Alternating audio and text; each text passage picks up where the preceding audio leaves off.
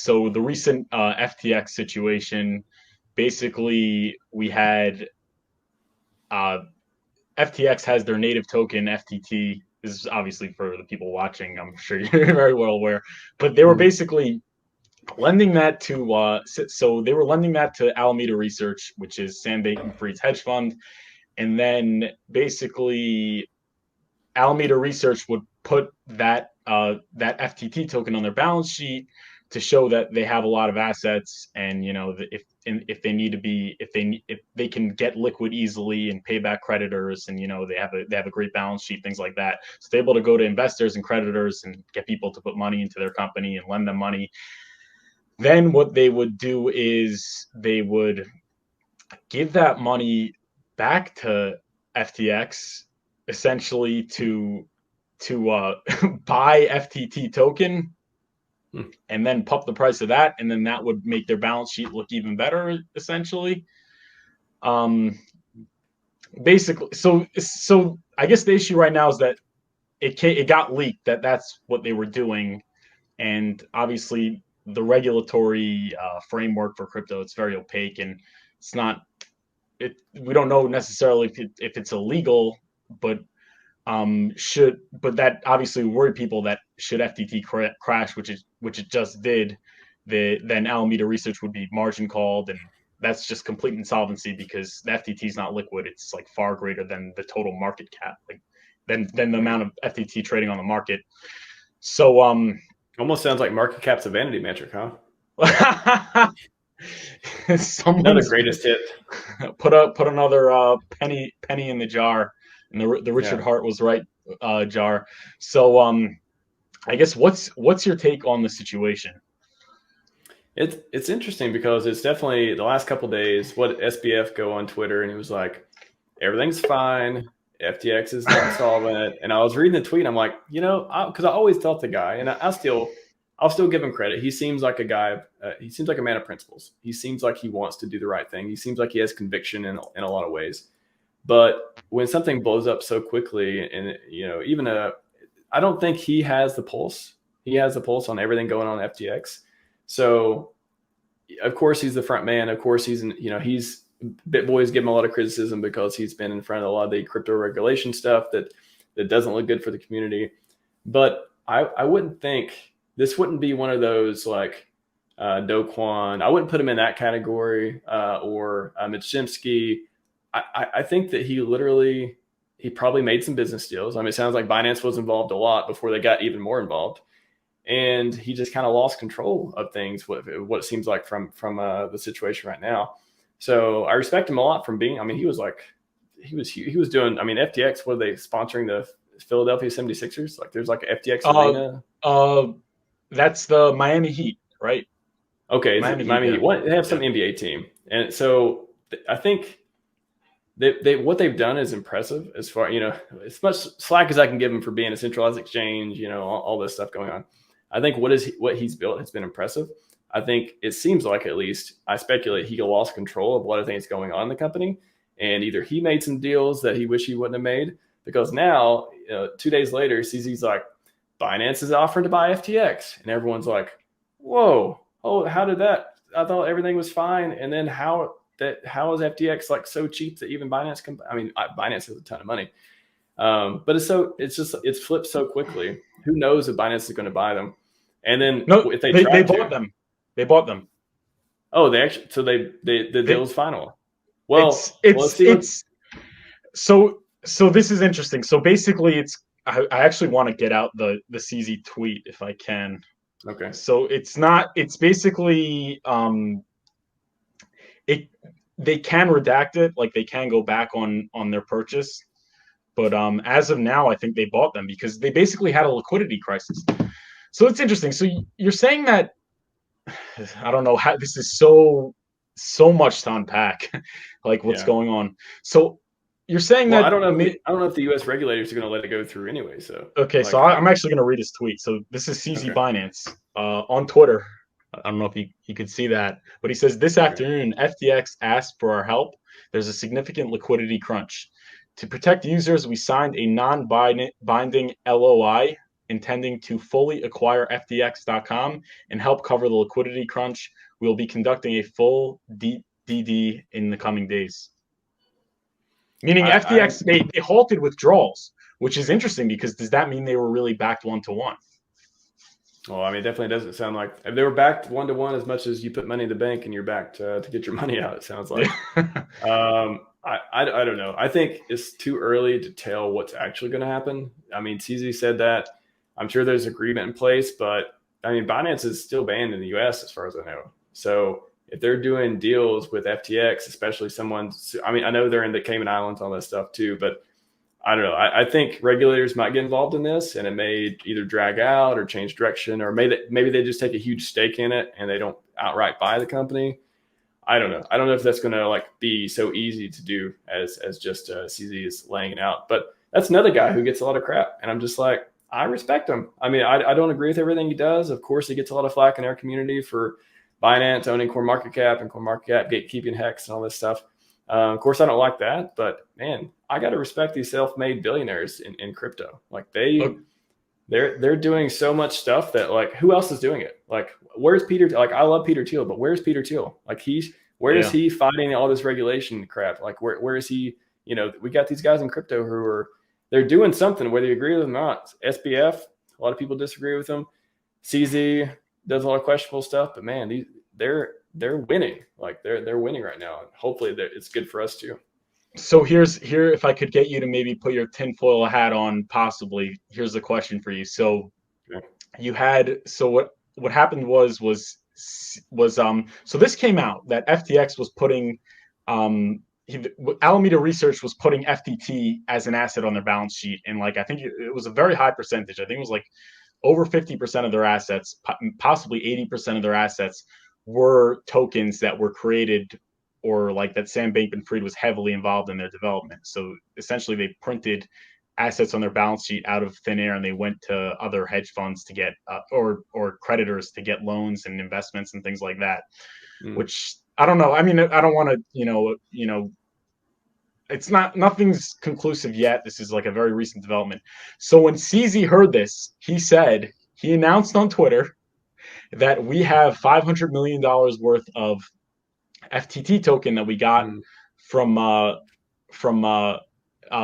it was basically when it was from for their initial they invested in FTX in the beginning, and then they I don't know how you call it, but like they basically separated. So like part of the deal was they would get FTT tokens.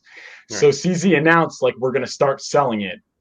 So granted, he said we're not going to sell all right away. We're going to do it over time so we don't crash the price, because that would obviously be bad for crypto. So here's the question. So there's a little bit tinfoil hat. But do you think that? And he also mentioned that like a kind of a backhanded comment saying we don't take kindly to people that lobby behind their backs. He actually said that on Twitter. So do you think CZ was trying to FUD the FTT token to force this cascade so he could come in and buy out FTX and consolidate power and further reinforce his grip on the crypto ecosystem? What do you think about that? He definitely had some leverage, and he used it. Like the first thing that went through my mind when I heard CZ talk about this today, I was like, "Whoa! I bet they had like some deal. They had some partnership going on, and Binance got they got all the leverage, and then they said, okay, if you don't, maybe they wanted FTX or SBF to do something that they didn't want to do, and they're like, all right, you don't want to do it, all right, we're gonna mess up that price for you. We're gonna do FTT type stuff to you, and then we're gonna acquire you. So it does, tinfoil hat, pure speculation. I could totally see a conspiracy of like them trying to take over more crypto companies like that, and setting themselves up to have that kind of leverage. And I don't know, if I'm honest, it's like, knowing SBS's views and all the stuff, the people railing against him for all the regulation, maybe we want CZ over him. Maybe we want the Wild West Binance here. Maybe we want them more in control than SBF. I don't know. I think this is somebody tweeted about Game of Thrones type stuff. I think this is like a reshuffling reshuffling of some of the leaders in the industry right now. And hopefully that's a good thing for us. I mean, I'm not saying I like Binance snatching up huge American companies like that. And like I said, I don't know if even the deal is going to go through, if regulators have any leverage on people too. But SBF was not making a lot of friends with all the regulation stuff that he's been advocating recently. So maybe it's a good thing long term. Yeah, and I mean, talk about taking advantage of an opportunity like CZ. Seemingly, I mean, nothing's conclusive, and we're gonna have to wait a little bit. Time's really gonna tell exactly what went on, but it seems like he really saw an opportunity. He's like, look, I could really, he was more like the man of the people, like Sam Bankman-Fried. He saw that Sam Bankman-Fried had a bad rep, like people, BitBoy and a lot of big influencers were getting fed up with him and his efforts to further regulation on DeFi and things. And he's like, hey, if I do this, I could really basically take this guy out and not get flack for it because he already has such a bad rep. Like people, and it might even help promote his reputation as, a savior for crypto. I think that's even a side story too, that if you think about would the coming regulation that was proposed that SBF was a part of or whatever, would that hurt Binance's business? If it would, that would be the story, right? Okay, you're gonna either stop doing this or we're gonna take you out. Boom. Like I could totally see that happening. So, and then on the side, I would say, okay, this can be good. This is a good time. He's weak right now. This is a good time for me to get back into the U.S. maybe, stuff like that. So I think I could just see that as a power move of, hey, don't hurt our business model.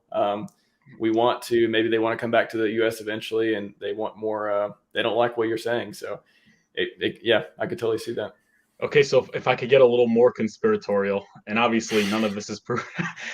So basically, the balance sheet was leaked to CoinDesk.